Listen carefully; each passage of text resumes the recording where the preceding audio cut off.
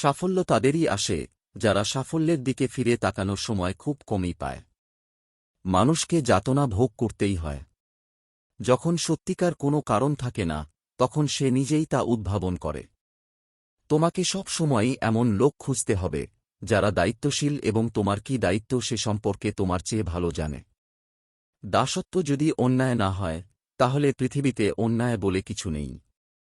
চেহারা নয়, ভদ্রতার গুণে মানুষ আপনজনদের মাঝে প্রিয় হয়ে ওঠে। একটি সুখের সংসার ধ্বংস করার জন্য শয়তান যতগুলো অস্ত্র আবিষ্কার করেছে তার মধ্যে মারাত্মক অস্ত্র স্ত্রীর ঘ্যানর। কোন মেয়ে যদি প্রেমে পড়ে তাহলে তার চোখে প্রেমিকের সৎ গুণগুলিই পড়ে, ত্রুটিগুলি চোখে পড়ে না। ভালোবাসতে শেখ, ভালোবাসা দিতে শেখ। তাহলে তোমার জীবনে ভালোবাসার অভাব হবে না। বিরতিহীনভাবে একটি লক্ষ্যপানে ধাবিত হন, সফলতার এটাই একমাত্র মন্ত্র। পুত্র যখন অপুত্র হয়ে মার কাছে আসে তখন তার মতো দুঃখ আর নেই। একজন মায়ের ভালোবাসার মধ্যে এমন উপাদান আছে যা একজন সাধারণকে অসাধারণ করে তোলে।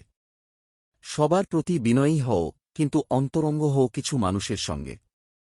ভালো লোকের সংস্পর্শে থাকো, তোমার বুদ্ধি না থাকলেও তারা সময়মতো সৎ পরামর্শ দিবে।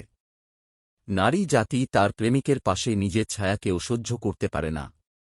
যা তুমি নিজে করো না বা করতে পারো না, তা অন্যকে উপদেশ দিও না। অল্পতে যার চোখে পানি আসে, তাকে কষ্ট দিতে সবাই ভালোবাসে। সে তোমাকে ছেড়ে চলে গেছে, ব্যাপার না। তাকে নীরবে ভালোবেসে যাও, ঠিক সময় মতো সে তোমার শূন্যতা অনুভব করবে, করবেই করবে।